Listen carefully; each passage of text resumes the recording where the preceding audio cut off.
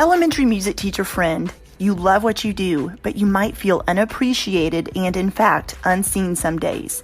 You may even feel like you're on a music teacher island and just want to connect with other music teachers who can relate to both your struggles and wins when it comes to teaching elementary music.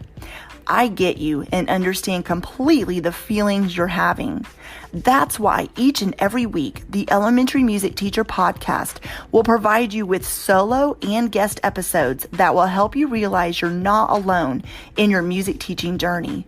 Throughout each episode, my goal is for you to be able to walk away with actionable steps and ideas to help you feel like you're ready to take on the new week with whatever challenges may be thrown your way. Hi, I'm your host, Jessica Peresta, and I'm so glad you're here. Whether you're at home, in your car, in the shower, or wherever else you're listening, grab your cup of coffee or whatever other beverage is nearby and listen in to the Elementary Music Teacher Podcast.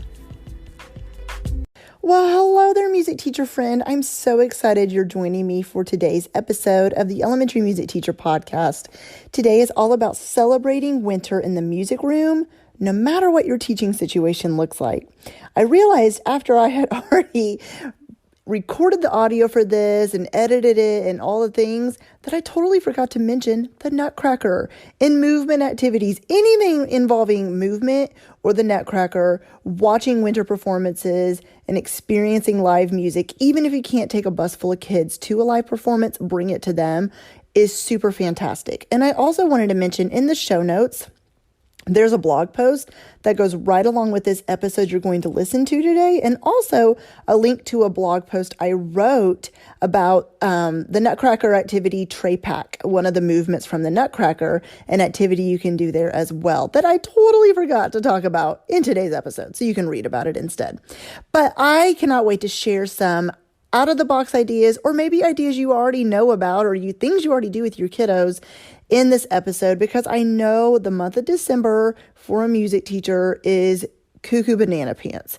No matter if you're teaching to a screen this year, on a cart, or in your classroom, December is still December. Kids know Santa's coming to town. They know it's winter holidays coming up, and they just are hyped up on sugar. And so thinking outside the box, finding new ways of engaging your kiddos in music, and that phrase, if you can't beat them, join them. Well, that's the case when it comes to teaching music in the month of December. So you need to just have a bunch of activities planned in your toolkit, ready to pull out for those days where your kiddos cannot focus and pay attention no matter what you try. Have some ideas ready to go. And these ideas I'm sharing with you today will definitely help you with having some new tools to put into your toolkit. So I can't wait to get started, and let me just jump right on in with today's episode. All right, so the very first thing is to read books and do activities with them. I love finding books. You can find books anywhere. Amazon, you could literally just type in the search bar and all these different books come up. Local bookstores are amazing. And honestly, the way to find books, in my opinion, is just by happenstance. Is some of my favorite books I have for kids are books that teachers were giving away. Maybe they just didn't want anymore, or the librarian was cleaning out books and was like, I have new books coming in. These are ones that have been sitting here a while. And those are some of my favorite books. It's just ones that have been like sitting around or someone's giving away. But this one's called The Snowy Day. And it's really cool because it is a book, well, obviously about snow, but the first couple pages, if we can see that. There we go. It's just a little boy who woke up and he looked out the window and he saw snow. I think you can see that. Anyways, and so the whole book is about him seeing snow, and then like what he does in the snow. This page talks about how the snow sounds under his feet, like crunch, crunch, crunch. And he walked with his toes pointing in like that. And so different activities you can do with the books. Obviously, just read them. There are not, especially the kiddos who are learning virtually right now, it's so important that they get read to, because first of all, they're going to have kind of antsy, sitting still, and they're going to have a hard time paying attention if they're learning virtually, because they're probably sitting all day. But with that said, kids still love listening to stories. And a lot of times, just with the busyness of life, I don't feel like kids are read to as much as they used to back in the day. Technology has kind of taken over all the things. That's a spiel for another day. But I feel like reading to kids is still super important. So you could literally, yes, even if you're the music teacher, just take a book and just read it to kids. They would love that. But what's cool about being the music teacher and reading books is you can always make books musical, which I've talked about before. So some of my favorite things to do with books like this one is you kind of, before you read it to your students, would go through and pick out like some action words like he piled up the snow, his feet sank into the snow, he walked, he dragged his feet slowly. So different action words you see that are mentioned in a book. And what you could do is you could either tell the whole class together, we're going to do these different motions to the words of the book, or you can give individual students, even if you're teaching virtually, individual students action words that they are going to be the one to do that action word when it's read, or give them a partner, which is easier when they're in person. With your older kids, you can give them a word like the crunch, crunch, crunch. And you could say, okay, with that, I want you to think of other ways the snow could make sounds. Ask your older students, how else can the snow make sound? It can crunch under your feet. It can swish. It can slush. It can, gosh, what else does snow do under your feet? It can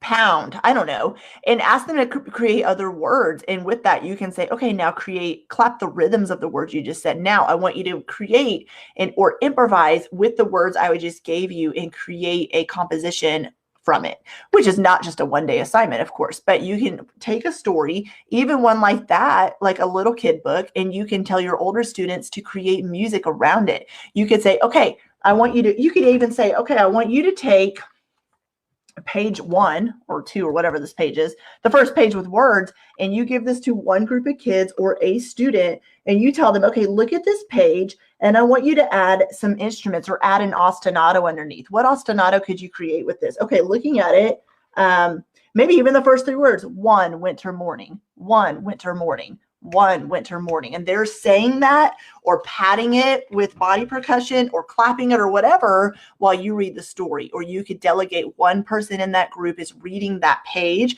while this child over here is doing that ostinato and this child over here is doing a different one. There's so many different ways you can make a book musical. So the main thing is to just read books and do activities with them. There are several books about snow, winter, Christmas, Kwanzaa, Hanukkah, holidays, snowmen, Santa. You guys, the list is endless. It does not matter what books you choose. Just pick something. All right. The next thing I want to talk about is to have a sing along, and I said, or a listen along. And the reason I said a listen along is because if you are experiencing one of those situations this year where your students are not allowed to sing because of COVID, then have them listen to music. I think this is so super fun because, you know, Christmas caroling is a thing. And I personally have never had a Christmas caroler come to my house. Maybe you have. But I do know my memories of, I had an honor choir, 4th and 5th grade honor choir, who would sing at the airport. And when I lived in Tulsa, at a local bank. And we would kind of go around town and sing. And it was just the experience of it. You would see these people's faces light up who were just passing by or standing there working, or maybe sitting working, however they were working. And maybe they had never, not never, but maybe it had been a while since they had heard that particular Christmas carol, and their face would just light up. Like you could just tell it brought back a memory, maybe even from childhood. And so our children of today, the children of this generation, I feel like experiencing just a sing-along where literally you hand them a packet of music, or maybe a sheet music, and you say, we're going to sing these 5 Christmas carols together. And you say, this is why a sing-along is where we just stand and we sing Christmas carols together to bring in the holiday joy and the holiday spirit. If your kiddos can't sing, then just have them listen to some Christmas carols while they're doing something else like coloring. Especially with your younger kids, they could color a page of a Christmas Carol. They could work on Christmas word searches or whatever else you maybe want to give them an activity to do while they're listening. But the whole goal is to just have them be able to sing Christmas songs or winter songs, Kwanzaa, Hanukkah, any of the winter songs of the holidays. The next way to celebrate winter in the music room is to do holiday freeze dance. Now, freeze dance is something, if you teach music, you may or may not already have your kiddos do this. Like if there's extra time at the end of class, it's literally what it sounds like. It's just you play music. When the music stops, the kids freeze if they move their out. Well, I kind of did a little twist on it, and my kiddos loved doing this in my music class because holiday freeze dance is when you stop the music, and of course they're dancing to peppy holiday music. One of my favorite playlists right now on Spotify is there's a kid-friendly holiday trap music. It is Christmas songs put to trap music or rap music, and it's a lot of it is instrumental, so there's no words, but it's super fun. So find something fun like that, and basically, when you stop the music, you're calling out a way for the students to freeze. For instance, candy cane. You'll have some students freeze like this. You'll have some just use their finger. You'll have some use their whole body.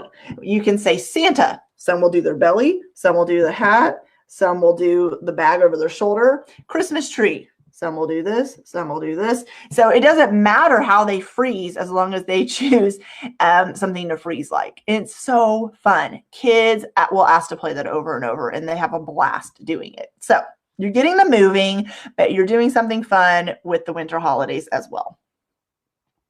The next thing is to do listening maps. Now, listening maps, they're still a thing, but it's different than it was back in the day where, the overhead projector, where you have these old listening maps you put on there. Well, now you can put them on your smart board, or if you're teaching virtually, you can pull up a listening map to share your screen to show your students.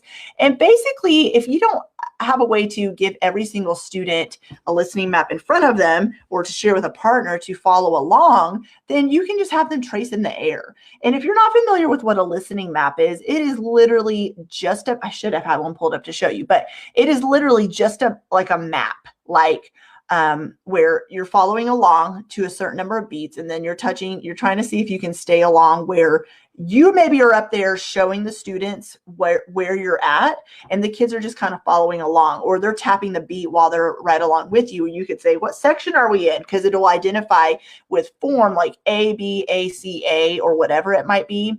I know one of my favorite listening maps to do in the wintertime is to sleigh ride. It'll show when that slapstick comes in. I believe that's what it's called. You can tell I'm not a percussionist. When the trumpet comes in, when the whole brass section comes in, and then you can hear the horse sound, and the kids are identifying where they're at. They're following the form, and they're following where the instruments are by following a listening map. So if listening maps are new to you, it basically is just a way for kids to pay attention by listening to a song, and they're following the map of what direction it's going. It's there's no notes on a staff. It's just them following the music by identifying what's in that particular square. Is it an instrument? What form are we at? What's the dynamics? It'll show all that on the map. The next way to celebrate winter in the music room is to teach the different holidays, which I already mentioned. There are three main ones. Well, first of all, you have winter itself. So any songs about or activities around snow, winter, snowmen, Santa, sleighs, whatever else, Christmas lights, whatever.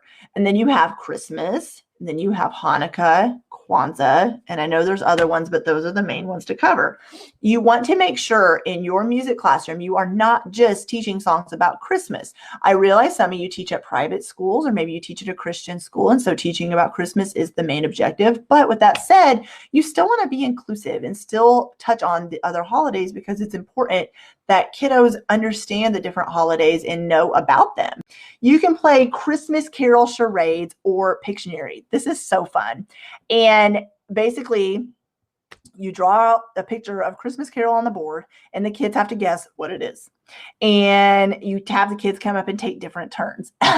Or Pictionary, they're having to act out and maybe you do it with a partner or something, and they're having to act out a Christmas Carol. Make sure the kids are aware of what the Christmas carols are before the kids act them out, so they're not like, I don't know what that is. Make sure they're kind of aware of it, or they've listened to it or have sang it together before you do these games.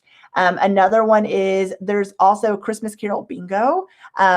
You could even just make this up. Like you could create it yourself. Just put different pictures of Christmas carols and print it out.